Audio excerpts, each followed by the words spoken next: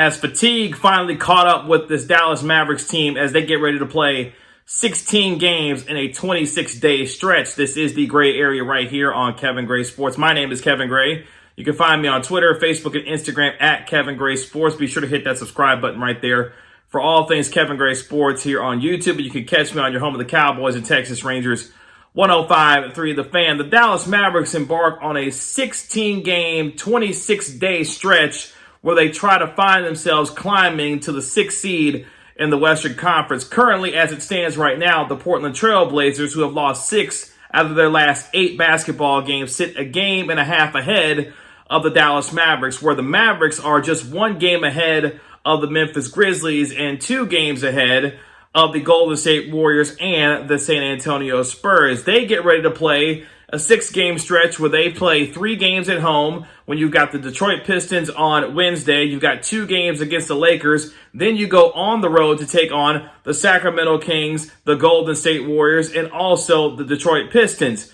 So this is a critical stretch of games for a team that at one point back in the early part of the season, back in February, lost 10 of 13 games, including a 6-game losing streak. Then, since February 6th, when they got blown out on their home floor by 31 points against those Golden State Warriors, went on a 19-7 stretch to get themselves where they are climbing back into the Western Conference playoff picture. So this team has been there before when it comes to lulls in the season and trying to climb out and dig out of such holes to get themselves in this position so that going down the final 16-game stretch, they can find themselves potentially passing the Portland Trail Blazers as far as the Western Conference standings are concerned. But my concern now is, has this team, who it seems like has been in playoff mode since February 6th, going 19-7 during those 26 games, has fatigue finally caught up to them? Because what you've seen from them in the last 7 games where they've gone 2-5, a team that's in the bottom half of the NBA in terms of offensive and defensive rating. In the past 7 games alone, this team is 25th in the NBA in defensive rating. But what's more concerning is this team in the last 7 games is also just 22nd in the NBA in offensive rating. When you've got a guy like Josh Richardson who's only shooting 27% on wide open threes, coupled by the fact that in the past 15 games when Jalen Brunson's on the floor, the Mavericks are outscoring opponents by nearly 10 points per 100 possessions. Is there a lineup change that needs to take place in order to create a more sense of urgency at the beginning of games, where the Mavericks this season are 19-0 when they lead after the first quarter, yet just 11-23 when they are trailing after the first quarter?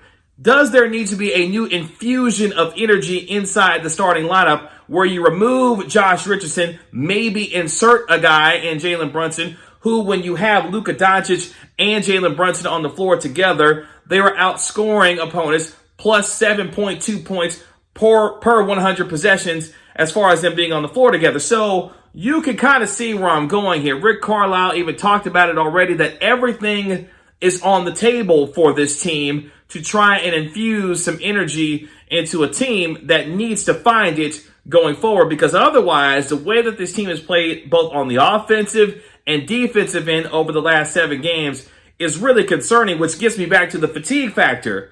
This schedule for the NBA, as everyone knew coming in, was going to be grueling and challenging. And then you throw on top of the fact that this team had to overcome COVID, where at one point they were missing players such as Dorian Finney-Smith, Josh Richardson, Jalen Brunson, Maxi Kleber, Dwight Powell.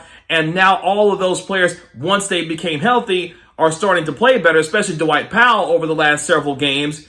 This team has had to deal with a lot of adversity, but at this point of the season, there's no excuses, especially when you have the second easiest schedule left in the NBA. Meanwhile, the team that's in front of you has the 4th most difficult schedule left in the final 16 games of this season. And you've seen how that schedule on the Portland Trail Blazers is starting to take its toll, as they are 2-6 in their last 8 games. So they are getting a little bit of help in front of them. It's incumbent now on the Mavericks to be able to take advantage of a Portland team that's struggling on the floor, but more importantly, an opportunity for the Mavericks when they take on the Pistons and then these next couple of games against the Los Angeles Lakers. Yes, without LeBron James, but possibly with Anthony Davis, to get themselves back in the right mental space, as Jalen Brunson called it, to find themselves competing and getting past Portland in these final 16 games.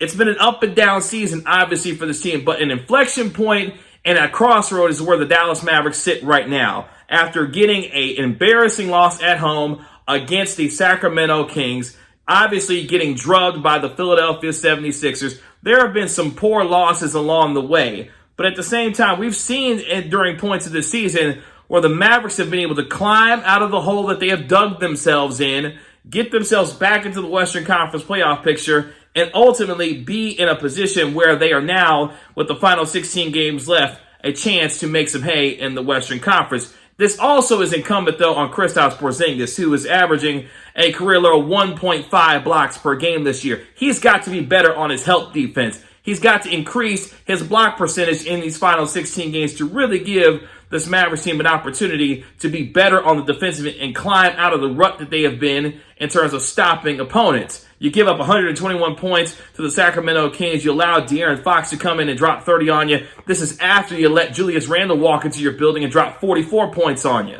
No excuses for the Mavericks in the way they've been playing defense over the last 7 games, but it starts with the anchor in the middle and Kristaps Porzingis.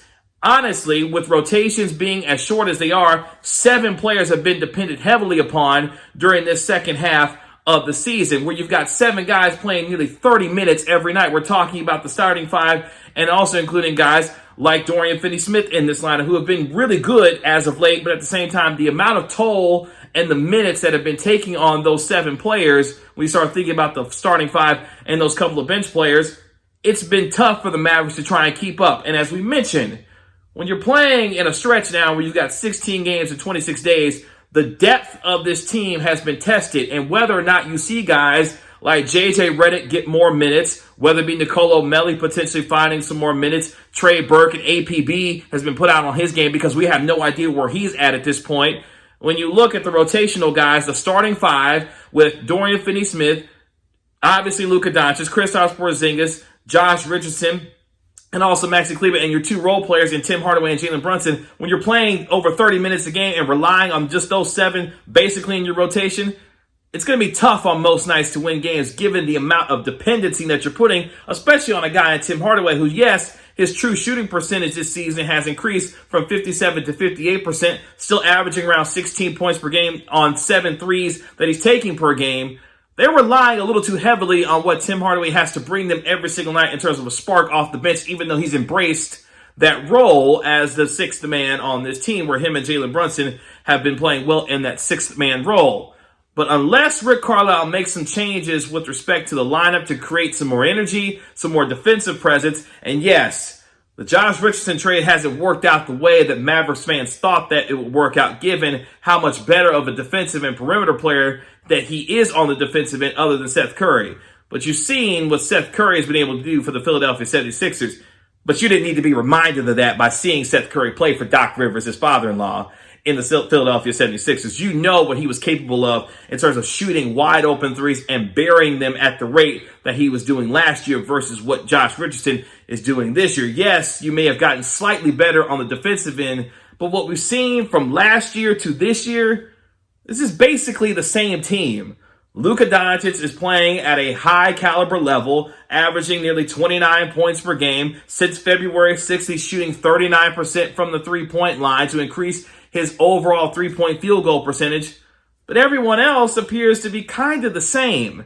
And that's a problem when you've got a Mavericks team that was looking to take the next step to try and go to at least a top 4 seed in the Western Conference this year. When you're not progressing, you're kind of regressing. And that's what you've seen from the Mavericks, especially over the last couple of weeks. But again, we go back to that February 6th date when they got blown out on their home floor by the Golden State Warriors by 31 points. They went on a 19-7 stretch in that 26 games that they had to get themselves back in the position that they are right now. Yes, they are under 500 at 13-14 at home on the season, where they're 17-12 on the road. But what you saw from them during that stretch of 26 games was a team that was resilient. They're going to have to depend on that resiliency now to get out of the rut that they are in. Otherwise, a season full of expectations will be full of disappointment Because yes, while it still seems logical to think that a team with the fourth most difficult schedule is going to fall in terms of the Portland Trail Blazers, meanwhile the Dallas Mavericks with the second easiest schedule will climb past them. Ultimately, the way they've been playing doesn't scream that kind of particular confidence. And that's a problem. But nonetheless, they've got an opportunity to try and make that run now, starting with the Detroit Pistons and then carrying that out against the Los Angeles Lakers before they go on the road for 3 straight games. We'll see. You can find me on Twitter, Facebook, and Instagram at Kevin Gray Sports. Be sure to hit that subscribe button right there for all things Kevin Gray Sports here on YouTube. This has been another episode of The Gray Area. We'll talk to you later. Peace.